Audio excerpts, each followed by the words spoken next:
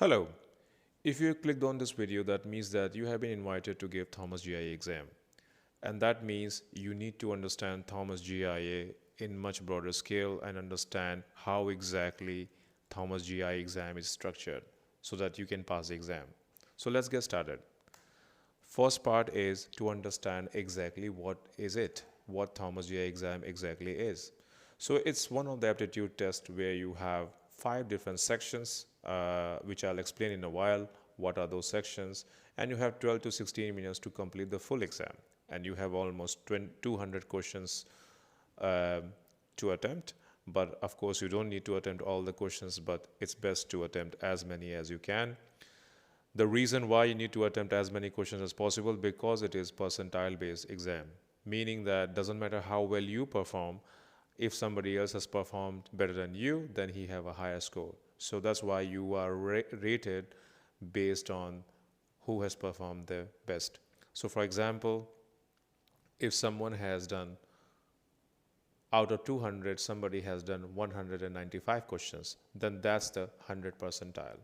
And if you also do 195 questions, you also get almost 100 percentile. So that's why it's very important for you to understand what percentile is and how you can do your best to get your score. Ideally, to pass the exam, you can have minimum 80 to 85%. If you have more than that, it's even better, but recommended is to have more than 80 percentile. The exam checks your accuracy. It's a very fast-paced exam, as you can imagine, because it has only 12 to 16 minutes. So it's very important for you to manage your time well and at the same time be as accurate as possible. It will check you it will check different aspects. So there are some questions which are numerical, where you have to do some numerical calculation, which is very easy. It's addition and subtraction. There are other ones where you have some logical questions where you need to assess scenarios in real time. So in a nutshell, it's a very fast exam where you need to assess a question in 2 to 3 seconds and give your answer in that time. So let's go to the next section.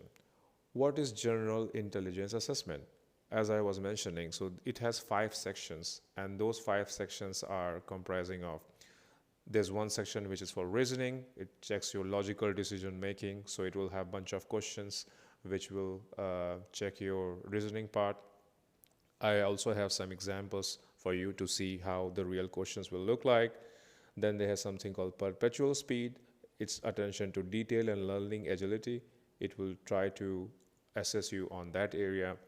Number, speed, and accuracy is another one where numbers are being played around. You need to figure it out what will be the output in a certain condition. Then you have word meaning. This is the easiest, I feel. This can be done if you have English knowledge, then you can do it much faster. It's basically odd one out and different kind of combinations are there in that.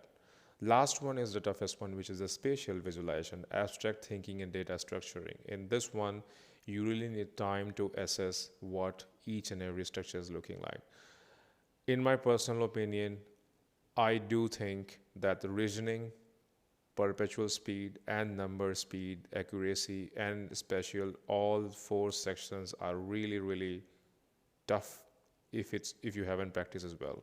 Word meaning I'm not more concerned about, because if you have knowledge of English, then you can really perform well in that. So let's get into the next part. I just want to show you some of the questions of the real format. So this is from Heycademy website, and from Heycademy they have several questions and full mock tests. They also have free tests. I have linked down in the description. You can check that. But at the same time, I would also like you to understand what the questions really look like. So for example, in the reasoning, it's a very simple question. Jack wears bigger shoes than Ray. Who has a bigger feet? Simple question, right? But if you have only few seconds to answer this, multiplied by constant bombarding of several questions, you might have a brain fog, and people struggle with that. So you might do good 1, 2, 3, 4, 5 questions, and after that it keeps coming on a different situations, and that's become quite hard. I will not give you the answer here. How about you Give me the answer in the comment section, and then basically I can answer you if your answer was correct or not correct. This also gives you an opportunity to learn this question and how you can solve it. So this was reasoning. Next one, perpetual speed. In this section, you have two rows of letters. So as you can see, you have H, J, P, L, and down below you have G, J, B, Y. What you need to do in this section, you need to compare them vertically. So H and G, J and small j and capital J, P, B, L, Y. So you need to identify how many pairs contain different letters. So in this example, you need to analyze in that way. So similarly, figure it out what will be the answer here. You can pause the video later on. You can revisit it and try to solve this question and comment in the comment section. Next one is you don't have to be really good at maths, but at least you need to understand how you can achieve or how can you actually get to the answer here. So which number is the farthest from the median? So in this question, you need to find first. There's also a tip which is mentioned here from Heycademy. These questions could be solved like this. Find the minimum, find the maximum, then you are left with the third number. Subtract from both the numbers one by one, and then you get the answer which one was the farthest from the median. It requires practice and you're good. So you find the minimum, you find the maximum, then after that subtract both of these numbers from the third one, and after that basically you will find your answer. So I would like to hear from you what you found out, what is the correct answer here. I will leave it up to you. Then, as I said, this is easiest one, word meaning. Which word is most similar to admit? And then if English is a mother tongue, or if you have been learning English in your school, then probably you can do quite good here. So in this case, and most of the words are actually quite easy, which you use in day-to-day life. So it's not that complicated. You can easily do this part. So I would suggest, instead of spending more time on word meaning, you can spend much more time on other sections. And remember, 3 to 4 second rule applies everywhere. Even if you could be slow in one section, but maybe somebody else was much faster. So try to do as best as you can. And also they have some negative marking if you do answer some of the questions incorrectly. So just be mindful of that part. Last but not the least for sure. Spatial visualization is basically where you need to understand the difference between a letter when it's rotated or mirrored. And this is exactly what it's trying to test. It tries to test your mental ability to understand that part. So here you can see. So how many rows have the same letter? If it's not a mirror image, then it's the same letter, rotated. It's a tip from Heycademy basically. But in this case, you need to figure it out how many rows have the same letter. So for example, if this R has been rotated a few times and it becomes this, then it's the same letter. But in case it's a mirror image, in that case, it's not the exact same letter. And in that case, it's a different letter. So basically, in your mind, you need to rotate it. You need to figure it out if it's mirrored or not. And then afterwards, you can figure out which is the correct answer. So as you would have guessed, it requires a fair amount of practice. Though it sounds not that complicated, but because it's percentile based, you are assessed, you are judged based on everybody else who have performed better than you, then it's really crucial for you to practice it really well. So I have a game plan for you where you can really nail this exam in no time. So first step would be, it's a 5-step process for any exam to clear in a proper way. First part, understand the test format. And to understand the test format, which you are already doing by watching this video, so now you understand how exactly the test is, how many sections there are, and what you need for that. That part you have already done it good. Second step is practice section by section.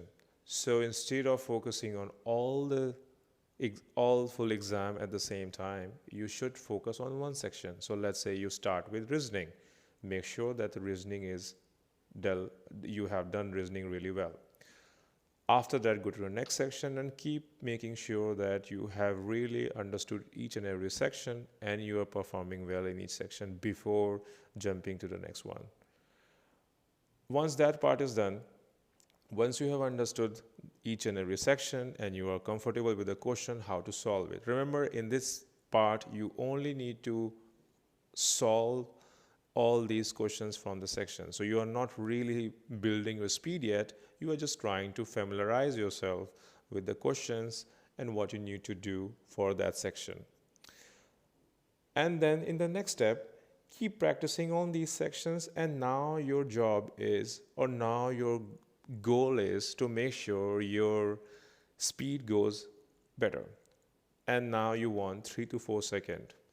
Keep practicing until you don't get 3 to 4 seconds. Of course, it requires a lot of practice, but you need to do it because that's the only way we can have a good score in this. Next, you need to try an exam, like a real mock exam.